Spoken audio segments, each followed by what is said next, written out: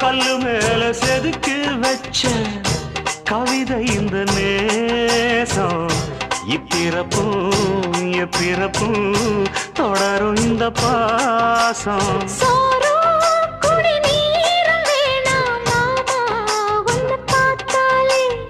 ஆரும்